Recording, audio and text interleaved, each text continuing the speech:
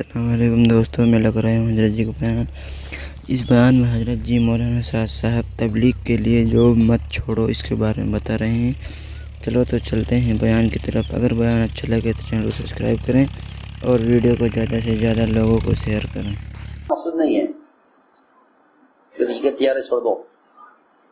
مانسا فرماتے تھے کہ تجارت کو اور گھر والوں کو مستقل چھوڑ دینا یہ مجاہدہ نہیں ہے، یہ رہبانیت ہے۔ یہ مجاہدہ نہیں ہے کہ مستقل طور پر تجارت چھوڑ دو، مستقل طور پر گھر والوں کو چھوڑ دو۔ فرماتے تھے کہ یہ مجاہدہ نہیں ہے، بلکہ ان کی مشغولی کو کم کرنا مجاہدہ ہے۔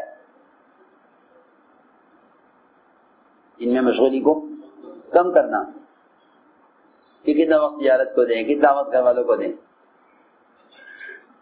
اس مشغولی کو کم کرنا مجاہدہ ہے، چھوڑنا مجاہدہ نہیں ہے۔ اس لیے اسباب ترک کرانے کی ہم دعوت نہیں دیتے کہ اسباب ترک کرو، کہ اسباب کا ترک کرنا رہبانیت ہے۔ اسلام میں رہبانیت نہیں ہے، اسلام میں رہبانیت نہیں ہے۔ تو یہ ایک بات کہ نماز ہو چکی، اب کرو تجارت، کہ ہاں اگر یہ آیت نازل نہ ہوتی تو صحابہ تجارت بالکل چھوڑ دیتے۔ اللہ نے فرمایا نماز ہو چکی ہے، تم تجارت کر سکتے ہو، یہ نہیں کرو، اجازت ہے، تجارت کر سکتے ہو۔ ابن عباس فرماتے ہیں فانتشروا فی الارض وابتغوا من فضل اللہ، وہ فرماتے ہیں کہ اس سے تجارت مراد نہیں ہے، وہ کہتے ہیں کہ اس سے تو علم حاصل کرنا مراد ہے۔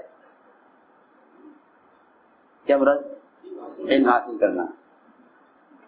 وہ فرماتے ہیں کہ نماز کے بعد کسی علمی حلقہ میں بیٹھ جاؤ، نماز کے بعد کسی علمی حلقہ میں بیٹھو، کہیں قرآن کی تفسیر کا حلقہ ہو رہا ہوگا، کہیں تمہاری یہ ضرورت ہے کہ قرآن سیکھو، کہیں مسائل کا حلقہ ہو رہا ہوگا کہ تمہاری ضرورت ہے کہ مسائل سیکھو، کہیں حلال حرام کے تذکرے ہو رہے ہوں گے کہ تمہیں چاہیے کہ ان حلقوں میں بیٹھو تاکہ تمہیں معلوم ہو کہ سود حرام ہے اور کیا حلال ہے کیا حرام ہے، کہ تمہیں بازار کا علم مسجد سے ملے، بازار کا علم مسجد سے ملے جی، کہ یہاں سے علم لو، یہاں سے علم حاصل کرو۔ جی ہاں، اب تو ہر ایک کے پاس کتاب ہے، وہ کتاب میں سے علم حاصل کر لیں۔ میں کچھ کہنا چاہتا ہوں کہ انفرادی مطالعے سے معلومات حاصل ہوتی ہے، لیکن اگر مسجد کے ماحول میں آ کر علم سیکھے اور یہاں فرشتوں کے پروں میں رہ کر، کیونکہ ذکر کے حلقوں سے، مسجد میں ذکر کے حلقوں سے تسبیحات مراد نہیں ہیں، مسجد میں ذکر کے حلقوں سے علم کے حلقے مراد ہیں۔ جی ہاں، تسبیحات کا ذکر انفرادی ہے، تسبیحات کا ذکر انفرادی ہے۔ سنو میں کچھ کہہ رہا ہوں، تسبیحات کا ذکر انفرادی ہے، جی ہاں، اور علم کے حلقے اجتماعی ہے، یہ اجتماعی ذکر ہی ہے کہ اللہ کے گھروں میں سے کسی گھر میں جمع ہو کر جو لوگ اللہ کے احکام کے تذکرے کرتے ہیں، فرشتے اپنے پروں سے آسمان تک منہ پھیر لیتے ہیں، اور اللہ تعالیٰ ان سے بہتر مخلوق میں ان کا ذکر فرماتے ہیں۔ اس لیے مسجد مختلف حلقوں کی جگہ، مختلف حلقوں کے مجموعے کا نام مسجد ہے، صرف نماز پڑھنے کے لیے نہیں ہے مسجد کہ نماز پڑھو کے لے جاؤ، نہیں۔ میں کہتا ہوں سال والوں سے جو فارغ ہو کے جاتے ہیں کہ اپنی اپنی مسجدوں کو مدرسہ بناؤ، اپنی اپنی مسجدوں کو مدرسہ بناؤ، جی ہاں، اپنی اپنی مسجدوں کو مدرسہ بناؤ، یہ ہے اصل سیرت کا طریقہ، مسجدوں کو مدرسہ بناؤ، جی ہاں، یہاں قرآن بھی سکھلاؤ، یہاں مسائل بھی سکھلاؤ، یہاں حلال حرام کے تذکرے بھی کرو، جی ہاں، یہ اصل سنت ہے۔ میں شروع سے یہ کہہ رہا ہوں کہ ضابطے کی طرف آؤ، ضابطہ یہ ہے، یعنی زمانہ کیا ہے، زمانے کو مت دیکھو، زمانے کو مت دیکھو، جی ہاں، علم اور ایمان کے سیکھنے کی جگہ مسجد ہے،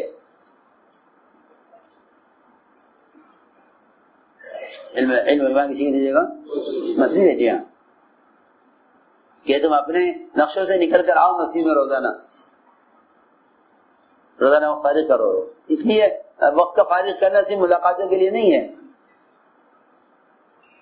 کہ مسجد کے لیے وقت فارغ کرو دو کاموں کے لیے. ایک اعمال مسجد کے لیے جو مسجد میں ہو رہے ہیں، اور ایک اس محنت کے لیے جو دوسروں کے اعمال میں جوڑنے کے لیے ہے. یہ دو تقاضے ہیں وقت فارغ کرنے والوں کے لیے.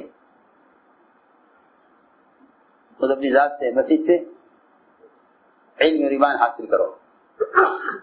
اور باہر کی محنت یہ ہے ان کے ذمہ کہ باہر والوں کو پر محنت کر کے انہیں بھی ان عملوں میں لا کر جوڑو.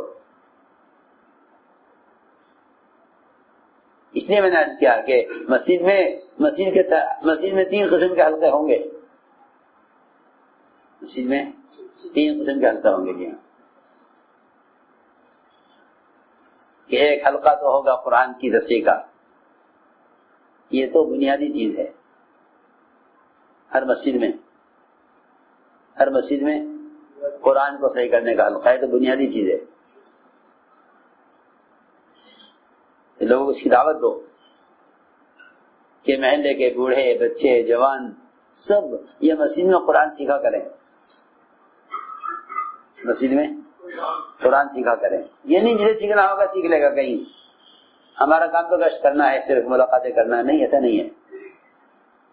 مسجد میں قرآن کا حلقہ قائم کرنا اور ان حلقوں میں امت کو جوڑنا گشت ہے ان اعمال میں جوڑنے کے لیے جو مسجد میں ہو رہے ہیں. جو عمل مسجد میں ہو رہے ہیں، جی ہاں، ان میں جوڑنے کے لیے گشت ہے. پھر ایک حلقہ ہے یہ جس میں علم اور ایمان سکھلایا جا رہے. اس میں علم اور ایمان سکھلایا جائے. جی ہاں، یہ مستقل حلقہ ہے. یہ مستقل حلقہ ہے. جی ہاں، حضور اکرم صلی اللہ علیہ وسلم مسجد میں داخل ہوئے، حجرے سے نکلے. آپ حجرے سے نکلے تو آپ نے دیکھا کہ مسجد میں الگ الگ حلقہ لگے ہوئے ہیں. الگ الگ حلقے لگے ہوئے ہیں. ایک حلقے میں حلال حرام کے تذکرے ہو رہے ہیں اور حدیثیں بیان کی جا رہی ہیں، اور ایک حلقہ لگا ہوا ہے جس میں قرآن سکھلایا جا رہا ہے. تو آپ قرآن کے حلقے میں بیٹھے اور یہ فرماتے ہوئے بیٹھے کہ اللہ نے مجھے یہاں بیٹھنے کا حکم دیا ہے. جی ہاں، امرت بہذا، کہ مجھے اس کا حکم دیا گیا اللہ کی طرف سے کہ میں قرآن کے حلقے میں بیٹھوں. میں قرآن کے حلقے میں بیٹھوں. عمر رضی اللہ عنہ ملک شام گئے. کہاں؟ شام. تو وہاں جاتے ہی حضرت عمر نے پہلا سوال یہ کیا کہ تمہاری مسجدوں کا کیا حال ہے؟ اگر مسجدوں کا حال ٹھیک ہے پھر تو تمہارے یہاں کے مسلمانوں کا حال بھی ٹھیک ہوگا.